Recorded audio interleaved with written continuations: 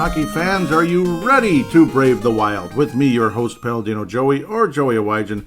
Brave the Wild is available on Apple Podcasts, Google Podcasts, Podman, Spotify, iHeartRadio, TuneIn Radio, Audible, Stitcher, Podbean, Double Twist, blah, blah, blah, blah, blah, blah, blah, blah, blah, blah. It is a great pleasure to be back on board with you once again today. Thank you for downloading and listening to this show always and forever. I appreciate it. Minnesota Wild had kind of a bit of an up and down week, unfortunately, and I'm going to have to fess up to you today. I'm going to do my best with the show because yesterday something weird happened where my wife couldn't even find her car. She works at the airport, and she couldn't find her car. So obviously the ramp is all big and crazy, and the job makes her crazy. She couldn't find it. I had to go there late at night. We looked around for quite a while to find it. Finally got it. This and that, because obviously I don't know where the heck she parked it. How am I supposed to know? So, because I don't work there. But we ended up getting it. So unfortunately, my prep for this show won't be as great as others. But at the same time, I'm going to do my best because I'm kind of natural with this type of thing. At least I'd like to believe I am. So just giving you a heads up that the prep might not be as spectacular as other shows. Just giving you that heads up, obviously. So Minnesota Wild again played 3 games this past week, and it wasn't the best. I kept talking about 4 games. I'm always wrong. I'm wrong. It's 3 games this week, 3 games next week. So go figure. That's nice. I guess it's less to get frustrated about when you lose 6-2 to Florida and lose to Ottawa. What the hell? But we hammered Edmonton. Okay, so it was just kind of a bunch of mood swings, this and that. Kevin Fiala, obviously a great week. Lots of conversation about Cam Talbot not looking good at all. Even Kakinen, I mean, he was good, but I mean, he has been giving up 3 or 4 goals frequently. But at least he's been winning games, and occasionally he'll keep it down to 2. I honestly do feel Kakinen is the better goalie of the 2, but you just know if these 2 goalies enter the postseason, who's going to be the starter game 1, so to speak. But you never know. Maybe we'll have a Jacques Lemaire approach where, okay, this guy's playing better than that guy, so now he's in. Oh, now we'll go back to the other one. With Manny Fernandez and Dwayne Rolison, which took us, 4 games away from the Cup final, and we remained 4 games away from the Cup finals, which is what I believe what they were still called at the time because we didn't win a single game versus the Anaheim Schmucks. So, Florida, we were Schmucks that night. And yes, it wasn't as bad as it looks because obviously we gave up empty net goals. We were trying to get caught up. And Florida's talent is off the charts. I mean, I had a bad feeling going into this one. 4 goals were officially given up by Cam Talbot, but they weren't all that great. And, of course, again, the Florida Panthers just outclassed the Minnesota Wild throughout the game. Another hat trick against us. Mason Marchment with the hat trick. 3 goals for Florida. Barkov, who a lot of people wish was on the Minnesota Wild, including myself, nothing. Just a +2 in the game. Ekblad had a couple of great plays in the game as well. He was awesome, multi-point game. Jared Spurgeon's been picking it up of late. Matt Zuccarello, unfortunately, missed the Ottawa game with an undisclosed injury. Sounds like it's not super serious and that he will actually play against Toronto tonight. So that's a good dealie right there. Matt Boldy, he's good. He's good. And then it's down to no points. Then it's multi-points and then no points, this and that. But Kevin Fiala had an absolutely wonderful week, to be quite fair. Didn't do anything against Florida, unfortunately. He was a -2. But against Edmonton and against Ottawa, I really like what I saw out of Kevin Fiala. The quickness, the skating, the release on the shot. It's just, we're seeing the Kevin Fiala we wanted, and we're basically seeing a better and better version of Kevin Fiala that we had the last 2 years when we traded for him. Us being the Wild, and of course, Paul Fenton's move for Mikhail Granlund, who's also having a good year with Nashville this time around. Good for him, at the very least. But, we'll see what happens with what the Wild do. Continued conversation has been the Minnesota Wild should trade for Marc-Andre Fleury. The Flower. Yes, that guy. The guy who will take you all the way to the Cup Finals and then stop playing. It'd be cool. We get to the Cup Finals, but then get destroyed by Florida or something. That'd be the one thing. That kind of is Fleury. I don't know. That's kind of Fleury. He'll take you on a run and then he'll just stop, or he'll get to the Western Conference Finals and the same thing. That type of deal. I don't know. I'm a fan. I'm a fan of his, and when he's at the top of his game, he's absolutely spectacular, but he certainly is a tier below the greatest of all time, like Dubois, Martin Brodeur, obviously Ken Dryden. Guys like that are in a league of their own. So it just is what it is. And Grant Fuhr played in an era where games finished 7-4. frequently. So obviously his goals against average was awful because guys gave up millions of goals and Edmonton scored millions more. So yeah, there I go off topic again because that's how I roll. Anton Lundell, not Lindell, Lundell, multiple assists in the game. It's just a really well-oiled machine. And Andrew Brunette, congratulations, Andrew Brunette. I didn't even talk about him on the last show, and I should have. Obviously, he's doing a damn good job with a damn good team, where obviously Joel Quenneville ended up losing his job because of the past, kind of like what's been the case with a lot of people these days. This happened in the past, you're fired. This happened in the past, you're fired. This happened in the past, you're fired. It wasn't good what happened. It was not good, and he did nothing about it. So, unfortunately, things just come back to bite you in the ass sometimes when you try to cover things up. That's just reality. I guess moral of the story is don't cover things up, and a lot of people fear that was what was going on with Bill Guerin with the Pittsburgh AAA club over there, which is where our friend Philip Lindbergh is playing now. So, we'll see what happens. My favorite goalie in the system still. No, I'm kidding. But an overall type of night where it's just the better team won. The better team won, and it's a bummer.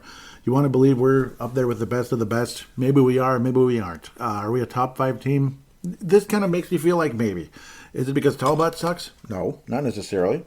Has he been good lately? Not really. But the play in front of him hasn't been good either.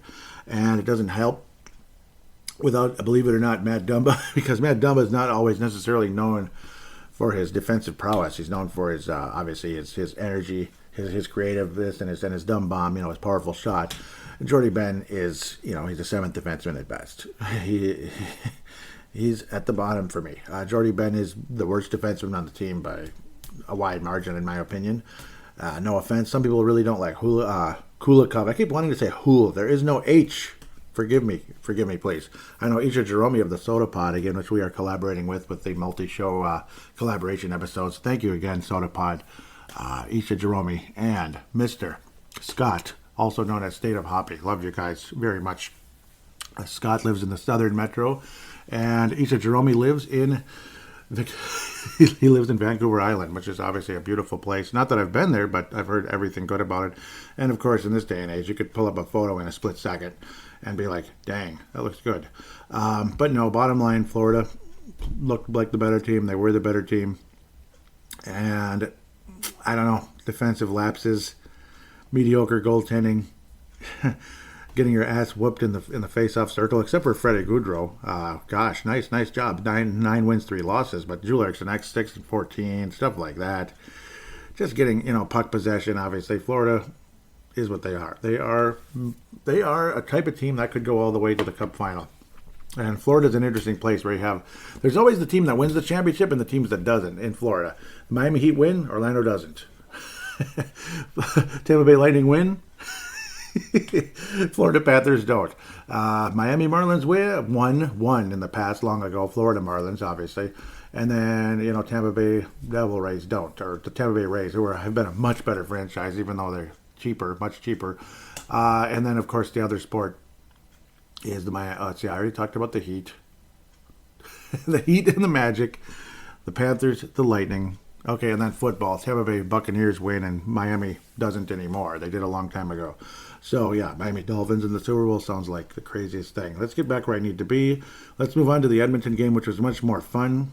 Kevin Fiala came out to play, and so did other players. A 7-3 butt kicking of the Edmonton Oilers. Of the Oilers, not at the hand of the Oilers. We did the butt kicking in this one. Zuccarello, obviously, again, was hurt along the way. Brandon Dehame able to get another goal. He's been picking it up a little bit lately. Good for him. He's now at 6 goals in the season. Good for Brandon Dehame. Been picking it up as he'd been virtually invisible.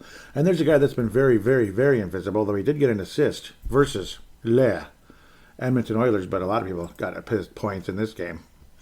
He's still at 37, him being Ryan Hartman. But, of course, he's been really quiet of late, unfortunately, generally speaking. I suppose the past few games he's got 4 points, but he has scored 1 goal in about 9 or 10 games here. It's been a long time. So he's had 1 goal against Detroit, 7-4 victory on Valentine's Day. Happy Valentine's Day to him and everyone else, I'm sure. January 21st multi-goal game. For Ryan Hartman, he had the 1 goal. And I mean 1 goal. against Detroit ever since. So obviously it's been a month, 1 goal in a month for Ryan Hartman and 4 total points as he was able to, he didn't have a single multi-point game, and it is what it is. As long as you get 1 point, that's great. He has had a point in multiple games, though, and back to that game, so good for you, Ryan Hartman, for at least getting a point in the multiple games here versus Edmonton, and the loss against the Ottawa Senators, 4-3 loss in Ottawa. Good, give me a break. But obviously, there's talent on that team. They're just not there yet. They're just like Detroit, quite frankly. They're a lot like Detroit, where there's talented prospects on the team. Some of them are much further along than others. Like Dylan Larkin's been around for years now. And, of course, Brady Tkachuk has been around enough as well to be a leader of that club and all that.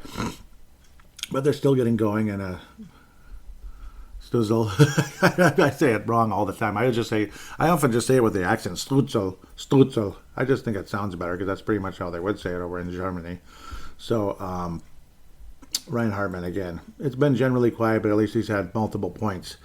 Yeah, at least he's had a point in back-to-back games anyway. So good for him. 7-3 victory for Minnesota. Matt Boldy, it's like 2 points and then no points. So he's basically a point-a-game guy. So keep it going, Matt. Keep it going. Evander Kane, acquired by Edmonton not too long ago, was able to score on the power play. It's one of those things where it's just going to, it's like the stock market.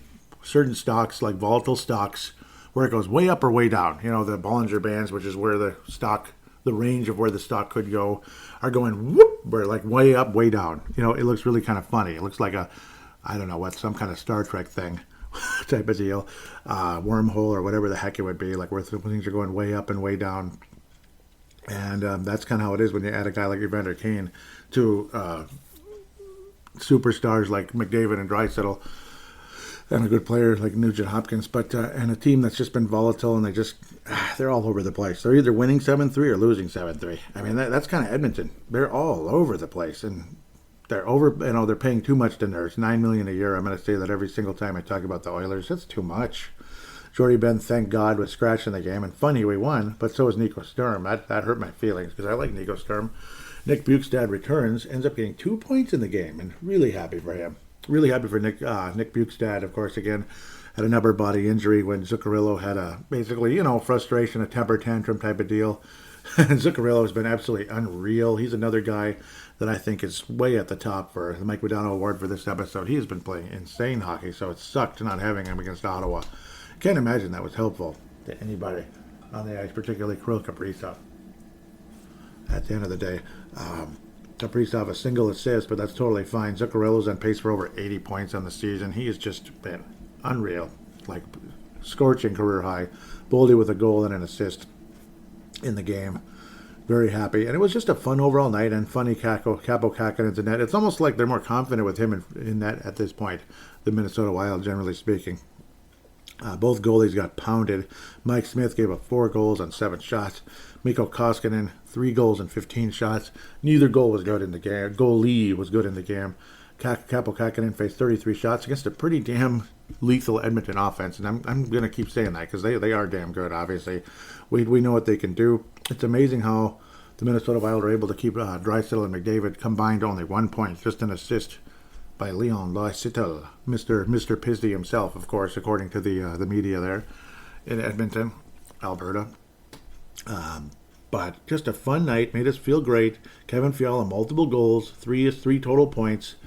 It feels so nice seeing Kevin Fiala kick some butt. Matt Boldy kick some butt. I mean, and it's like, and the Nick Bukestad return and get 2 points. Connor DeWer, who's had some really nice chances lately, has been putting the puck on net and some good plays. I mean, there is some skill there, but he just wasn't getting rewarded the past few games. And then he was rewarded on this one, scoring once again for Connor DeWer, of course, again, who was such a valuable piece in Iowa. Only a second career goal in the National Hockey League, but Bukestad and DeWer working together on that one for the 5-1 lead for Minnesota. Just love it. Just absolutely love it. And, of course, you don't want to break up Boldy and Fiala, that whole line factoring on the 6th goal of the game. Oh, it felt so good. It just feels so good watching these guys play together, Fiala and Boldy. Boldy setting up Fiala for his 16th goal. Just a fun night. Fun overall night for the Minnesota Wild. And, of course, on the power play, Jules Eriksson, that Kirill Kaprizov, Matt Zuccarello. Oh, he's awesome as well. So let's move on to the Ottawa game. where it just felt like, Talbot, this is one of those kind of games where Cam Talbot has not been that good. And the game-winning goal was garbage. I mean, it's just putting the puck on net. Yes, it was at an odd angle. It was the shot had a funny movement. I don't know. It just moved funny in the air, which is, it's a great, good on you. Good on you, Talbot. But at the same time, my goodness. I mean, it was an awkward, it was an awkward release. But at the same time, you're hoping and praying. Your starting goaltender, your number one guy who's going to take you to the cup final and win it, is going to make the stop on that type of play. But unfortunately, it just wasn't meant to be. And the Wild ended up losing the game on that shot. But the other 3 goals, can you really blame Cam Talbot on those? And I'm not a Cam Talbot apologist. I'm a fan of his, particularly before he got here. Because it's like you always look at what you don't have, and you want them here, especially when you have Devin Dubnyk in that, and, a very mediocre Alex Stalock. God bless him, but mediocre. He's limited. Unfortunately, Talbot's limited as well, and it's just a reality type of thing. Unless you're one of those blessed teams that has like one of the 2 or 3 best goalies in the league, you're going to look at all the other goalies and be like, I wonder what it'd be like if he was here. Like I used to look at Elliott that way. I used to look at, I can't remember now, not Allman, but the other goalie in Buffalo who was with St. Louis. Really good. I'm blanking on him now. He had a really good run there. But you always look at the other guy and are like, man, I wonder what it would be like. And then they come and you're like, oh, yeah, he's good, but, and that's kind of how it is. Because I love Talbot with Calgary. Absolutely love Talbot with Calgary in the 1 year he was there. And the fact that I like the Flames. I like the Calgary Flames. I know a lot of you might not, especially for all the years with Jerome McGinley. I never liked McGinley because he always killed us. But stuff like that. I've just always been a fan of the Calgary Flames going way back into the North Stars days. Way, way, way back. I always thought how cool it would be to see us face off with them in the conference final, which we did way back in 81 when I was 2 years old. Anyhow, John Merrill, again, got the nice turnover. Obviously a bad pass. Merrill was the recipient of a bad pass behind the net from Talbot. Like, thank you, John Merrill said. And he did his Larry Bird impression, driving to the net and scored for his 4th goal of the season. Good for him. Otherwise, Spurgeon with a nice release on the shot, and Harbin getting his 2nd point in back-to-back games. Good for him, at least. At least something's finally generating again for Ed Harbin. Again, 4th point in the last month, literally the last month, calendar month, not February, January, but 30 days type of deal. And Fiala, another multi-point game. 5 points in 2 games, Kevin Fiala. Absolutely great. And again, no Zuccarello. That did not help, obviously, because you look at the situation here. Did Kirill Kaprizov score? No. How many shots on goal? 3. But no problem. Fiala almost could have won the game for Minnesota. 8 shots on that. Absolutely lots of energy. This and that. Joel Eriksson much, much better in the face-off circle after getting destroyed by Florida a couple games earlier. 13-6 there, but Hartman destroyed. 4-11. Just it didn't work out for that top line. And Foligno was on the top line, and it's just not real natural. Duhaime was on the grease line, turned into the freak line, is what they call it, when Duhaime is there.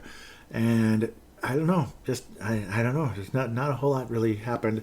Nico Sturm returned, and one of his shots on goal was an absolutely great chance, but he didn't have a great release on the shot. I mean, it should have been a goal. Talbot did stop a few breakaways that could have easily been goals by Ottawa. Easily. So, I mean, let's be fair here. Obviously, both Talbot goals were like, what the heck? Jeez, especially the last one. But even the first one was like at a really tough angle. It's like, jeez. So I thought Talbot was a little snake bit in this one. I definitely don't think it was his fault. So I agree with anybody defending Talbot in this game. I don't think it was his fault. I thought he had a good game. I mean, he was making stops on plays that could have been really bad news for Minnesota. The Stützle goal, it could have been stopped, but it wasn't, that kind of thing. That's kind of how I felt about that one at the end of the day. So with that said, again, Marc-Andre Fleury, anyone? Are we in a rush to get Marc-Andre Fleury? It depends on the price for one. And if it means giving up Kaapo Kähkönen and a draft pick, I'm not in a huge hurry for that. Talbot, I guess. I mean, if it's Talbot and a draft pick, that'd be nice. But odds are very strongly that Chicago, what would be the point to just get Talbot and a draft pick? But I suppose a draft pick is nice. But I'm sure they would try to go for Kaapo Kähkönen before they would make a move, trading away Marc-Andre Fleury. At the end of the day, though, Chicago is going nowhere, which is funny saying that, but they're going nowhere because obviously it still feels like they're going to come back and be this deadly team again like they were. But it's been a number of years now. Chicago ain't what they used to be. Fleury is getting his ass handed to him there, which is extremely frustrating. So that's how that goes. Of course, again, Claude Giroux is another possibility. You just wish some of those wonderful defensemen in the grapevine were ready as well. Kalen Addison's obviously wonderful, but he's small, and obviously you need some grit in the back end. You want to believe Jordy Ben can bring that, but he's not good. He's easily the weakest defenseman on Minnesota, I believe. Easily. He's not been good. You get the turnovers, the nasty plays, this and that. There's not a whole lot to really talk about with Jordy Ben, in my opinion. So, I don't know. It's like you might want to make a play for a defenseman, a trade, but unfortunately, a guy like Chychrun's going to cost a fortune. So it kind of is what it is at the end of the day. With that too. With that said, the Mike Modano Award will go to Kevin Fiala for this week. Obviously, again, wonderful week for Kevin Fiala. Just continues to play well. It's too bad he didn't score against Florida, but that was just a night where everything sucked pretty much. It was nice seeing the projected stats on Elite Prospects, but it just went away. It was there for like a day and it was gone. It was like they're experimenting and then it disappeared. So back to ESPN for that. 72 points is the projection for Kevin Fiala if he does end up playing all 82 games, which he is on pace for, which is great. Thank you, Kevin Fiala, for staying healthy, being an Iron Man out there. Iron Man, knock on wood. 29 goals now. He's on pace for that. Good for him. I believe, Kirill Kaprizov still on pace for a 100-point season. Of course, again, it's not going to be the easiest thing to do, but he always has multi-points. Still on pace for 106, so good for him, despite no points versus the Ottawa Senators, again, without Zuccarello. So luckily Zooks is supposed to come back versus Toronto. I actually previewed that game last week, but I'll re-preview it again, especially with the fact we're playing Calgary twice, so it's just one team to talk about in two different games at the end of the day there. With that said, the James Tepper Memorial, Jordy Ben for sure. I'm just, he's not somebody you really want in the lineup very often, only when you absolutely have to. And if he's your top pair, it really sucks. It's a really tough situation. At the end of the day, Talbot, you could say, should get it for some of those weak goals given up. But generally speaking, I thought he wasn't that bad versus Ottawa, except for the final goal. But, sometimes it's a results league, eh? With that said, we'll take a quick break and preview the three games coming up.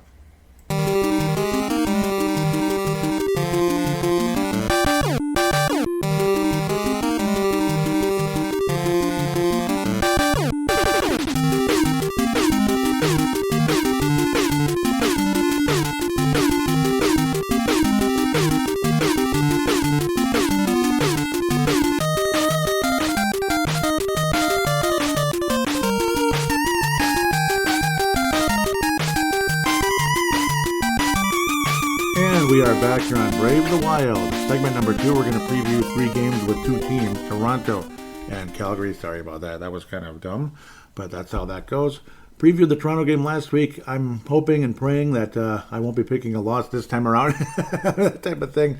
Minnesota was able to skate by in the shootout last time around, which was wonderful. Kevin Fiala with a nice release. 4-3 victory for Minnesota over the Toronto Maple Leafs in Xcel Energy Center. This time we're going to Toronto in Scotiabank Arena, not Center, Scotiabank Arena. Toronto, obviously a very talented offensive team. 4th in goals, Wild are still 3rd in goals. 9th in goals against, the Wild are 12th. So despite the frustration with giving up goals, we're 12th. We're not that bad. Assists, it doesn't matter that much. So we're both in the top 5. Wild have the top shooting percentage in the league. Toronto has the best power play in the league, 30.4%. Absolutely great. The Wild are way down in the middle. And the penalty kill is actually slightly worse than the middle for Minnesota at 17th. Toronto is 6th. So great special teams in Toronto at the moment. And they're very good at staying out of the penalty box, where the Wild are terrible. About 160-minute difference between Minnesota and Toronto. Very interesting situation there. Obviously an extremely talented club. Jack Campbell has emerged nicely. Former backup to Jonathan Quick in Los Angeles, California. Everybody kind of saw Jonathan Quick as, he's no solution for anything. He's just kind of a quick Band-Aid type of deal. Well, maybe sometimes those quick Band-Aid type deals end up being pretty good for a while, like Devin Dubnyk, like Dwayne Rolliston. Guys like that. They end up carving out a really nice career. So sometimes it works out. Devin Dubnyk obviously flamed out. We all know about that. Blah, blah, blah. I got sick of him at the end of the day at the same time. So it is what it is. They've had all kinds of guys like Peter Mrazek, who's actually a pretty good backup, but he's given up a crappy goals against average over 3. Austin Matthews, a 34 goals on the season. Superstar. He's their Kirill Kaprizov, no doubt about it. We all know that. And he's from the Southwest, which I think is really cool. I love it to hear anybody coming from Arizona to the National Hockey League. Toronto's not been playing so hot lately. They've lost 3 in a row. Will the Wild give them their 4th loss in a row? I don't know. I kind of doubt it.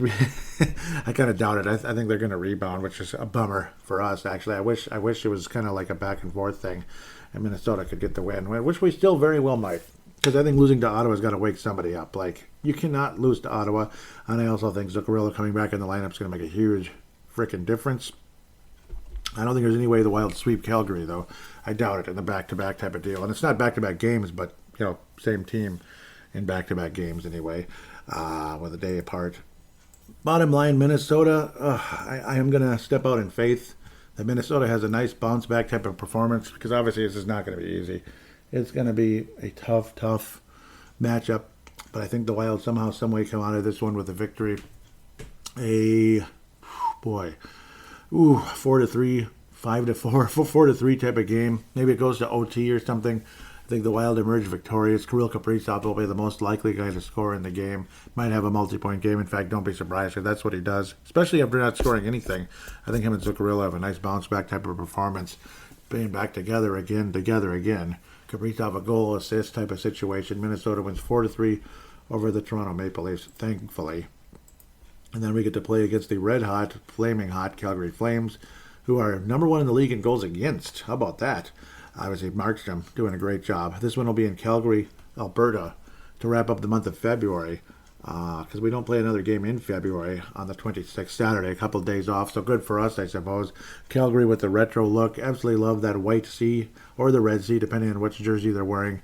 I just love Calgary's uniforms. I love that they're wearing those retros. I hope they're wearing them for the rest of eternity. Some things just don't need to change, like Blackhawks jerseys, Canadians jerseys, Toronto Maple Leafs. Now, of course, they've had different incarnations over the years, especially Toronto. It's changed many times, but generally speaking, it's kind of the same idea. Calgary, I think it's just one of those kind of jerseys. It doesn't get boring. And if it does, I don't know what's wrong with you. Are you crazy? You don't like the Flames jerseys? Come on. 11th in goals. Johnny Gaudreau's having a great season. First in goals against... we finally get to play the Calgary Flames again. Saturday, 26th. Tuesday, March 1st. So the Wild actually have a few days off in between. Good for us.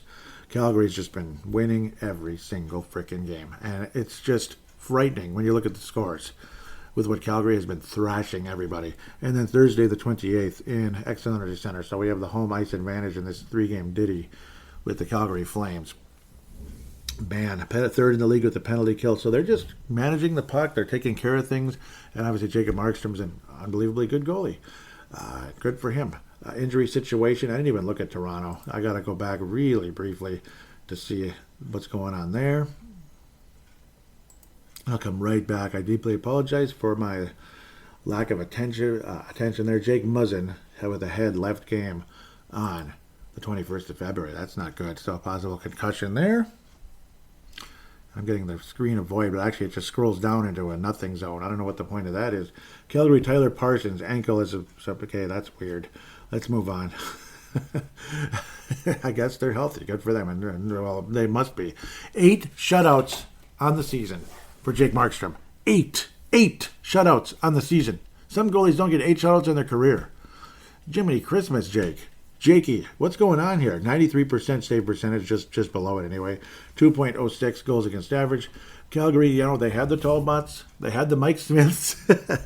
They've had all kinds of, I think they had Jake Elliott for a year, if I remember correctly. They had Chad Johnson. They've had all kinds of goalies we've heard of before that have kind of been all over the place.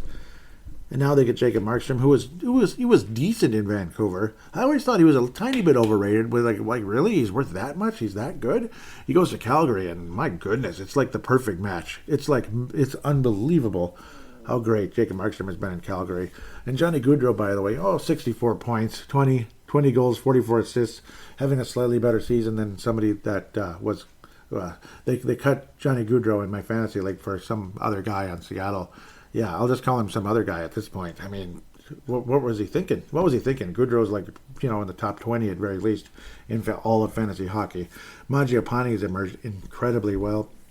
One of those nice picks that works out. 25 goals in the season, only 9 assists, so he's doing a little Jason Zucker action there. Elias Lindholm, 49 points on the season, back to kicking ass like he was a couple of years ago when Calgary was in first place. And Matthew Tkachuk looking more and more like the star he's supposed to be.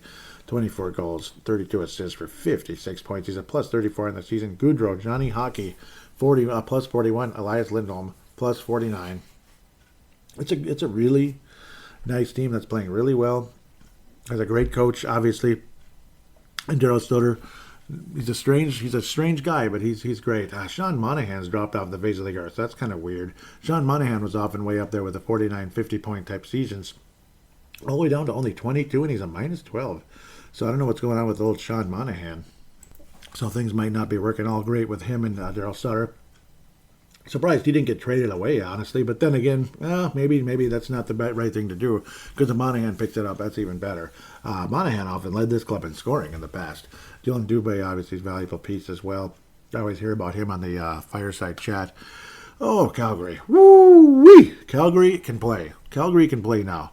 And starting out the year, it was like, oh boy. They started out okay. Then they dropped off the face of the earth. And then they come back from all this, like every freaking, it's like canceled, postponed. Like Calgary was postponed beyond belief with the COVID breakout, and then all the Canadian restrictions and all that right afterward. They had their own personal COVID breakout, the team did. And then it's like 6-2, 5-2, 7-1, boom, boom, boom, boom, boom. They're just blowing the doors off everybody right now. Wow. Unfortunately, it's February. So if they play anything like this in the month of May, your Stanley Cup champion Calgary Flames are going to hoist their second cup in 33 years.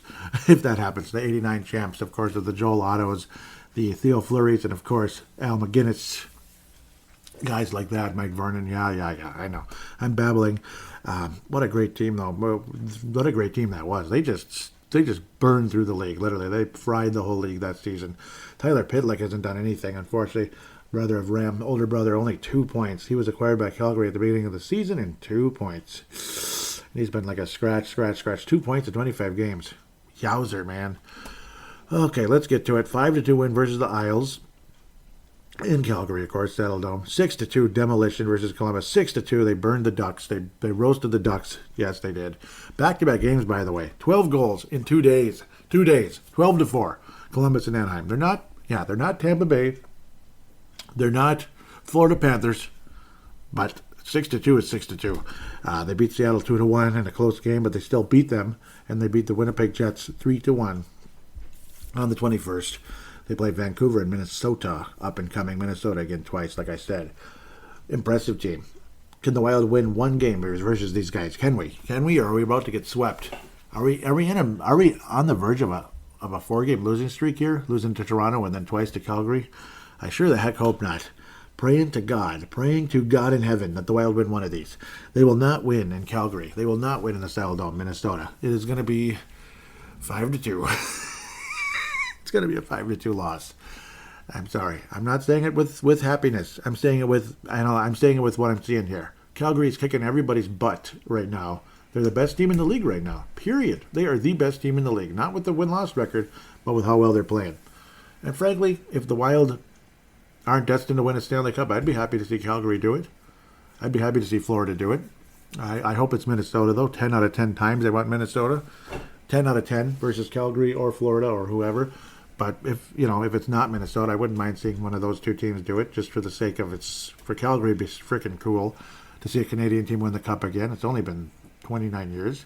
Otherwise, Florida, hey, what a nice team. And Andrew Burnett hoisting a cup. Can you imagine that?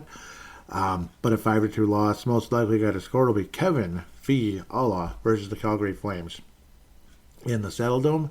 And, of course, then we head to Xcel Energy Center. Same matchup, blah-bitty-blah. On March the 1st. Welcome to March, mateys. We're going to actually win that game. We're going to beat the Calgary Flames 4-2. And somebody by the name of Marcus Foligno is going to have something to say about it. He's going to get physical. He's going to get interesting. And he's going to have a multi-point game. And the Wild win 4-2 versus the Calgary Flames with Capo Kakinen in net, in my opinion. That's just my guess. The Wild will win with Capo Kakinen in net on March the 1st. And a 4-2 victory for the Minnesota Wild. Maybe it'll be a reverse where Kakinen will be on the road. I don't know. He's actually had a great record on the road historically. But I do believe Minnesota wins the game 4-2 versus Calgary at the end of the day. So Minnesota somehow, some way comes out at the 2-1 week. I'm probably way over optimistic. I'll knock on wood, this and that, but we'll see. Hopefully we stay healthy as well. Let's get to those. Let's get to the prospects as soon as possible. And as per usual, we open things up with Iowa. They're kind of back to being meh again. Another 4-2 loss recently. Unfortunately, they're just it is what it is. Marco Rossi. They lost. They only had 4-2. They only had 2 points the other night. 2 goals, pardon me. Mason Shaw was able to score his 13th goal of the season, so good for him. Beckman's now at 24 points. Mitchell Sheffy, who was a good college player, obviously, and he was a free agent acquisition recently into last season with Minnesota, or into Iowa anyway, 2021. Had 17 points last year in only 28 games. This year's at 20 now. He's really picked it up. He was with UMass Amherst. He won the national championship with our good friend Philly Lindbergh. Oh no, nope, that was the year before. I apologize. 2021 was when Lindbergh won, but he was with Lindbergh at least for a little while. Unfortunately, so nope, Lindbergh won it in 21. I'm just crazy here. I kept thinking he won it with them, but no, he was a little bit older, 1 year older. Dang it. He's from Grand Rapids, Michigan, of course. He's emerged nicely. He's one of those college free agents. He's a good college player. Wasn't drafted. And, well, he's been all right with Iowa, almost a point a game. And he's had a hat trick this season, him being Mitchell Shafee anyway. Swaney and Hickett's, they'll get a point here and there, but their red-hot start has vanished off the face of the earth. They've been like they've had a point or two in the last month or so, kind of like Ryan Hardman. It's been a bummer after a freaking awesome start to the season. Dakota Mermis has been up and down with the taxi squad daily, but he's mustered 15 points for Iowa at age 27, unfortunately, for him. Marco Rossi still leading the club in scoring. He's ahead of Shaw by 6 points. Still, again, he got his 25th assist the other night, and there you go. It's cool, though, when the youngest player on the team is the best player and the leading scorer. That's a good sign for that guy, at the very least. Damian Giroux now at 6 points on the season, so he's been trickling. But still, 6 points in 36 games for a guy that was one of the best players the last 2 years in Iowa. Kind of breaks your heart. It's disappointing. Come on, Damien, especially last year anyway. So, very disappointed for him. At the end of the day, Hunter Jones got his butt kicked the other night as well, giving up 4 goals. He went from a goals against average under 3 to now 3.41. He's 2-4 on the season, and his save percentage is 89. Come on, Hunter, let's go. Let's go, Hunter. Sink or swim, buddy. Zane McIntyre's been really nice, but again, he's one of those veteran minor leaguers who's had his moments, and Andrew Hammond is a Montreal Canadien. He actually had a good game. He won. Montreal Canadiens only gave up 1.85 goals against average in one game, though. 94% save percentage. He stopped 30 shots. Good job, Andrew Hammond. How about that, Andrew? Good job. That's really cool. I'm happy for him. Looks like he split some time in a previous game as well, because 65 minutes, that doesn't make sense. But P. Heck must have came in late in another game when they were losing, because that's what Montreal does, unfortunately. Bryce Misley still stuck at 3 points. Hovinoff still stuck at 3 points. 14 points for our games for Misley. 12 for Hovinoff. I better keep moving for the sake of time and to not bore you guys to death, I hope. Pray to God for that. Oh, no, I missed it. No, that's okay. Kind of did something that I didn't necessarily want to do, but that's all right. Sam Hedges, of course, with the St. Cloud State Huskies, now at 14 points in 13 games. Still at 14 points, but 13 games now. Unfortunately, was unable to score this past weekend. Jack McBain, still at his position with 24 points in 18 games, of course, was in the Olympics. And unfortunately, it did not go well for the U.S., which was really disappointing, but I mean, what are you going to do, right? What are you going to do? Nikita Nesterenko, Boston College, 21 points in 31 games. He's definitely quieted things down. Definitely at a slower pace than last year. It's too bad. So, obviously, better freshman year than a sophomore year, pardon me. Marcel Warren, now 5 goals on the season and 12 assists, 17 total points. on a not as good Boston College team. Of course, the numbers have dropped off. Let's just get moving. We all know about these guys and that guy. Vladimir Firstov still, he had a multi-point game a couple of weeks back, but stuck at 19 at the moment, 9 and 10 in terms of goals and assists. Pavel Novak, we all love what he can do. He's been absolutely wonderful. He's just having a great season. 54 points in 42 games, 22 of them goals. And for the Kelowna Rockets, Damon Hunt, Damon the Hunter and the Hunted. Now 14 goals on the season. 14 goals of that strong shot. I could just see him being so valuable with Minnesota someday, as long as he doesn't get traded away. Because, well, I mean, we could use one of these guys right now. We could use Damon Hunt right now, but he's 19 years old. I don't know how he would fare in the NHL right now. He'd be pretty raw, I'm thinking, but who knows? You just look at the guy. He looks like a tough son of a gun. 27 points in 37 games. Again, 14 of them were goals. Ryan O'Rourke, loved what he did with Iowa last year. Kind of not much going on at this moment in the OHL. Still hasn't played a game in the last week. Unfortunately, 34 games, 29 total points for Ryan O'Rourke. But obviously, again, putting up the numbers in the AHL. Same situation for Marek Kuznetsov. I almost really messed things up there. Benoit still at 6 points, though. Now 39 games. Pilar, nothing going on there either. What the heck? Come on, guys. Play the games, right? Kyle Masters, 11 points, now a career high, but it took 49 games to get there versus only 20 last year. Damn it. Come on, man. Score some points. So a lot of these guys really quieted down. Like everybody. Come on. Everybody except Rossi, I guess? I don't know. It's really kind of a bummer. And Pavel Novak, obviously, has been having a great season. Ben Gear, 39 points. 15 of those are goals in 50 games. Jack Pert, he's the positive in the college group right now. 16 points now. He added his 14th assist on the season. Continuing to be a valuable piece for the St. Cloud State Huskies at only 18 years of age. Love what he does. Grand Rapids, Minnesota, not Michigan. Kind of funny.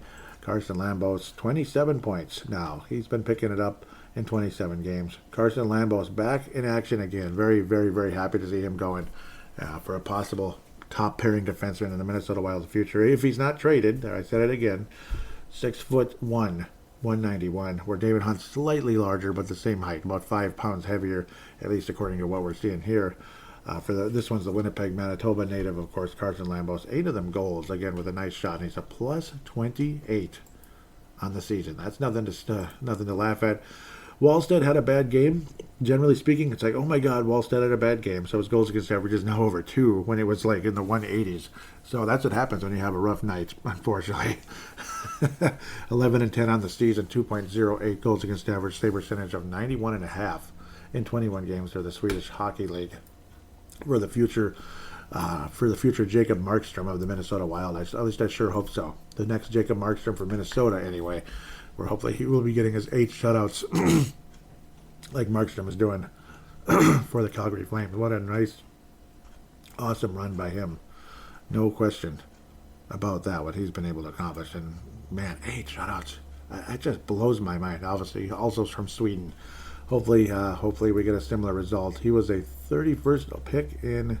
Where was Markstrom taken? Second round, so real early in the second round by the Florida Panthers years ago in 2008, and he played there. Mediocre numbers. Wound up in Vancouver. Decent, was mediocre at the beginning and kept getting a little bit better. Gets to Calgary, and, he's a stud now. Good for him. And, of course, good coaching in front of him. Good coaching and good play in front of him as well. With that said, we'll take a quick break and get to fan interaction right after this.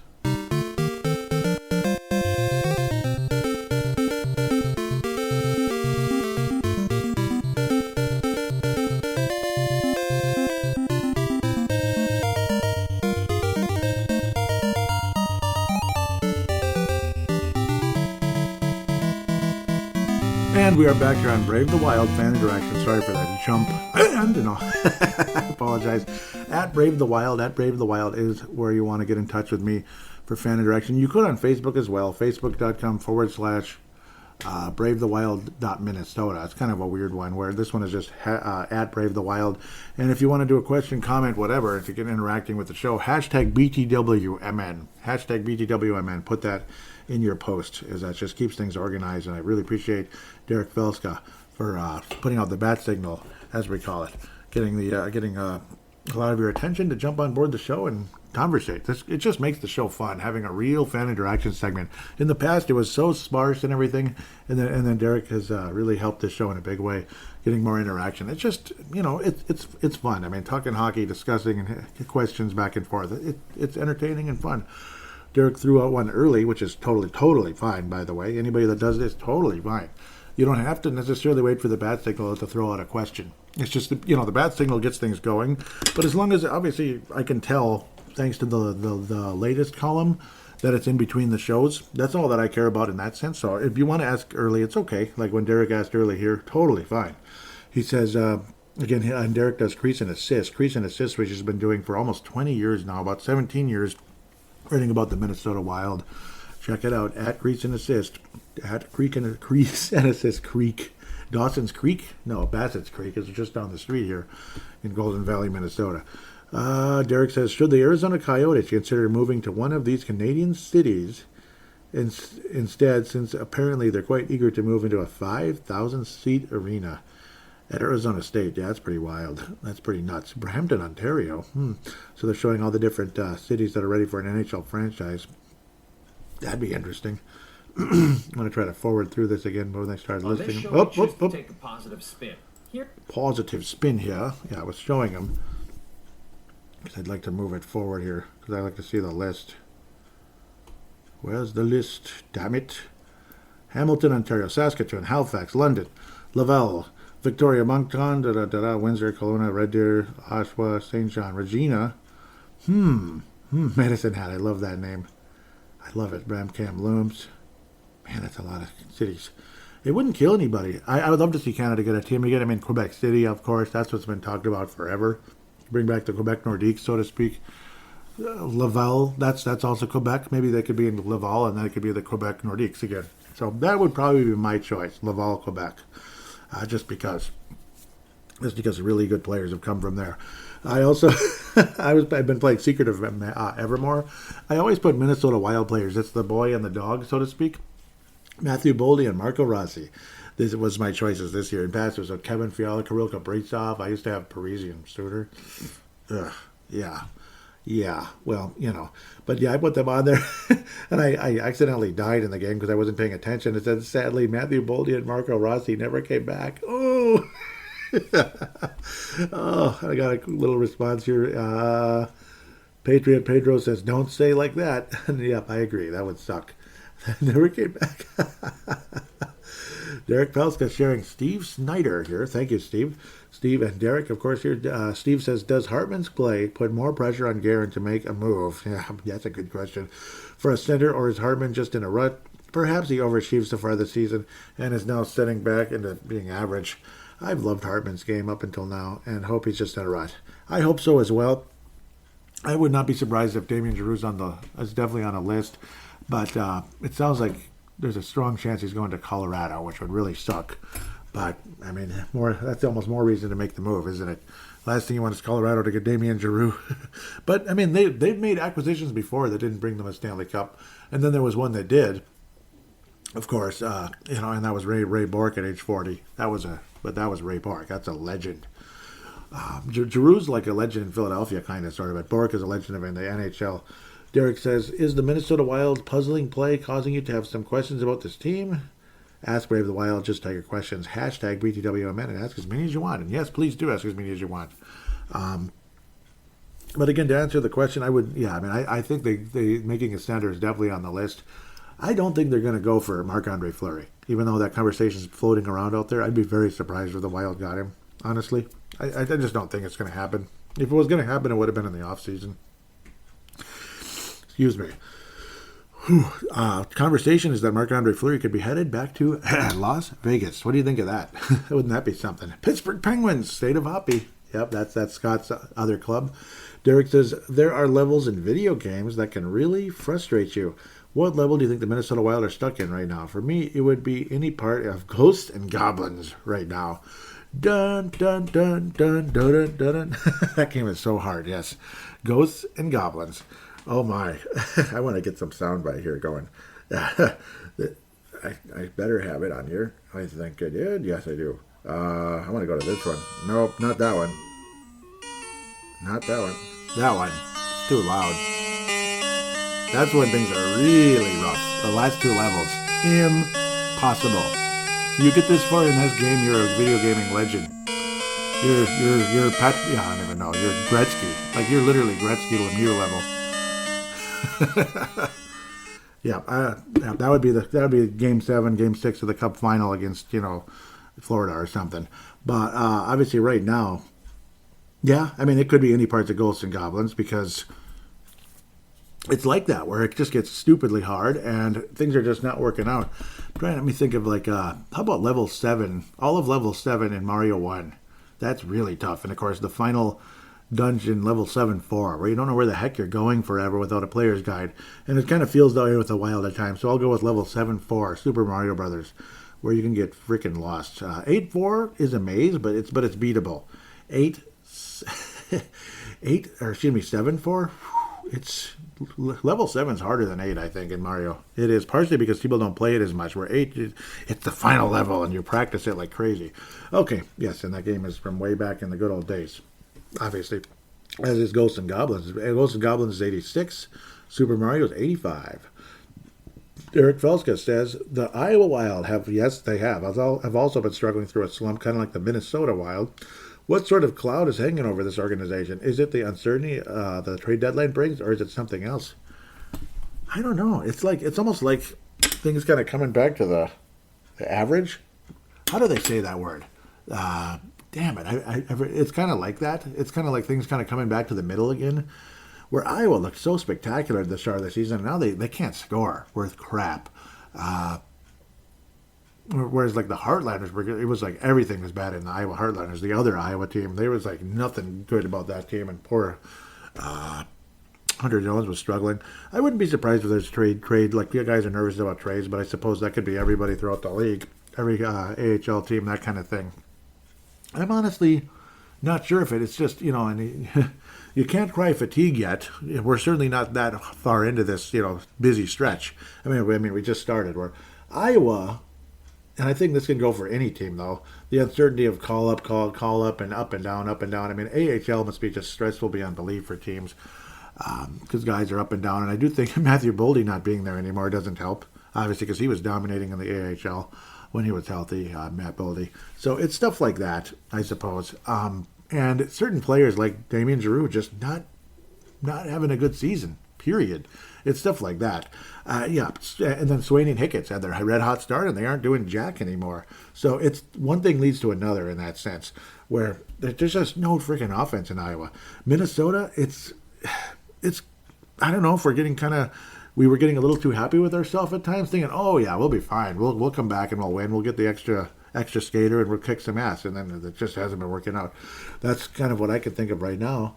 Derek says TNC's Anson Carter drew a lot of ire from Minnesota Wild fans for his comments about the team lacking depth, yet the Wild found a way to look like pure crap, though we're only missing number 36 and number 34 against Zuccarello and Dumba, of course. Is that criticism? Is it more warranted right now? Maybe, yeah. I mean, let's see if and this is the guy that got on somebody's nerve a little bit. I'll just leave it at that. I'll read it. I hope I don't annoy Derek right now. Into the Wild says, not at all. This wasn't a depth loss. This was a team that just didn't show up. Loss. Overturned pucks like crazy. Bad angled shots. No hustle. Led Ottawa in the dangerous zones, etc. Derek says, shrugs. Is that a sign of lack of depth? Where players struggle to adapt to changes in the lineup? Well, there were changes. There were. See, I mean, certain guys like Zuccarello not being there, it's like, Kaprizov, no points. Funny, so that's the one thing. Sometimes you need that other guy. That actually is kind of scary when you think about that. As I try not to cough to that. So, good point, Derek. Let's see how he If this was isolated to tonight's efforts against Ottawa, I wouldn't be asking the question, which wasn't directed at you, by the way. Oh, yeah. Not a sign of lack of depth. Wild went 9-0-1 or about that when they had almost the regular season. Dumba was out his game, and they won. So it isn't all their depth. Yeah, it said it's a trend that's developing. Tonight's effort was similar. Where we saw against the Jets, bad penalties, lack of focus. Yeah, I mean, okay. Yeah, it's interesting back and forth there. Interesting back and forth. And, of course, it's like we all kind of make our own decisions on that. But we're not that deep. Obviously, we're not that deep if Freddie Gaudreau is like one of your main players. So that's kind of my way to look at it. And, yeah, like Dumba being out, the defense, I don't think we are that deep, no. We're deep in certain areas. And we're fortunate to have a nice grapevine, but a lot of those guys aren't ready yet. So, yeah, that's kind of where I lean on that one. Yep. Derek says, do any college free agents interest you, especially some players that could add some speed and scoring? At the moment, I'm going to cry ignorant on that one. Just, like obviously lack of preparation, and unfortunately on this one. So I'll cry ignorant right now. Yeah, I personally haven't been hearing much. Other years you hear about certain guys floating around out there. So I apologize about that one. I'll have to get back to that. Maybe next week if I can. Yeah, I need to start digging a little more. Brian Herrera says, since we didn't ask last week, how was your Valentine's Day? And do you think we should pursue Fleury like some in town think? I personally think he's not on his game this year, and we chased him out of the net twice this year. So I wouldn't think we should go for him. I agree. I'm not in on Fleury. No. I think they'd want a lot. And I don't know. I think there's only one place for Fleury right now, and that's Vegas. And I do think there's a strong chance that's where he's going to go. As for Valentine's Day, it was okay. It worked out fine. I'm not a big romantic. I'm going to admit, you probably can tell by my personality. I'm just kind of a chill sports kind of guy. I don't party at all. I really don't. I never really was somebody that would party. And of course, Valentine's isn't about partying. It's about romance. So I'm just kind of a chill, shy, chill kind of guy at the end of the day. Without being overly shy. I'm not going to like just stare at you or look away from you when you say hello to me. I'm not going to be weird if you were to come up and say hello. Maybe I'll be a teeny bit awkward at the beginning. But that's about it. Yeah, Valentine's, it's fine. And sometimes I think it's one of those Hallmark holidays as well. And another excuse for people to say, buy me this, buy me that. Yeah, I don't know. There's that side too. Jay Bushy jumps in, says, oh, and as for the band, I remember, Brian last week. I feel so bad about that. I don't know why I thought you meant actual real band members. No, you meant players. So I'm going to backtrack to that real quick, even though I'm late here. I better keep moving because I actually have to go to work early a little bit today. I can see Marcus Foligno on a guitar. Yeah, I can see Marcus Foligno on the guitar. Dumba would be like a lead singer. I don't know why. I must be crazy, but yeah, Dumba lead singer. Drums would be. Kirill Kaprizov looks like a drummer. Maybe I'm completely crazy. Fiala would be on another guitar. I think Foligno would be on bass. Foligno would be on bass. Fiala would be on acoustic. Acoustic or lead, whichever. Lead guitar. Lead singer Dumba. Drums. I don't know why. I see Kaprizov as on the drums. And then on the piano, Matt Zuccarello. Yep. On the piano. On the keyboard. Not the piano. Keyboard. Matt Zuccarello. Jay Bushy says they're missing Dumba, but their in general play has been erratic and loose. Not much time for practice, so I think it's time for the leadership group to step up. Your thoughts? Yes, big time. Big time. That's a good thing to say right there. There's just been lack of focus, and I do think they will bounce back versus Toronto and actually win one of the two versus Calgary. So I do think it's going to definitely head that direction. Yes, thank you, Jay. They do need. It's definitely a lack of focus lately, and I'm not sure what the heck, why. Jay Bushy says, yep, second question. Cool, Jay, thank you. He says, is there enough concern about Talbot's game, or you would consider kicking the tires on Fleury? Your thoughts? I would have. I was for a minute, and then it's like you kind of analyze things together, this and that. And yes, I'm concerned about Talbot. Yes, I am. I just don't know. I just don't know how much it would cost, and I'm afraid that we'd end up actually losing Kakinen in the trade, not Talbot, if we were to actually make a trade.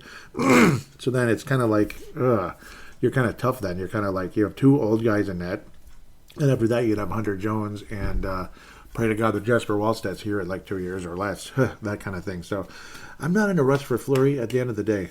But of course, there is the offseason. You can sign another Talbot-like goalie, I suppose. That's always a possibility. So, yeah, something about Fleury bugs me lately.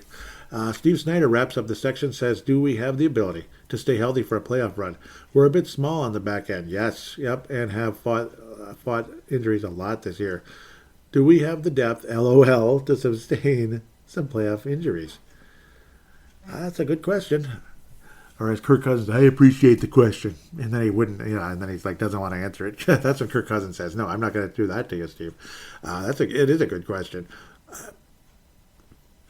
That's a good question to raise. Do we actually have the depth? Because right now it makes you wonder. Certain other guys on Twitter would say, of course we have the depth. Defense, I don't think we do. I think we're seeing issues there on the back end, as you said. And again, lack of size. Where Kalen Addison's got a ton of skill, and I can't wait to see him continue to get better and better, and I do think he's ready for the NHL now. His lack of size doesn't help. I think the Minnesota Wild should make a trade for a Carson Soucy type. Get Carson Soucy back, possibly. I don't think Seattle's going to ask for like the moon for Carson Soucy. Soucy can move the puck, and he's a big guy, and he played so well here. Carson Soucy, I think, it should be a target for Minnesota in the trade deadline, as long as his cap fits okay with the team. I like Carson Soucy a lot. He wasn't that expensive. He wasn't that cheap either. What is he, like almost $3 million a year? So there's that to worry about.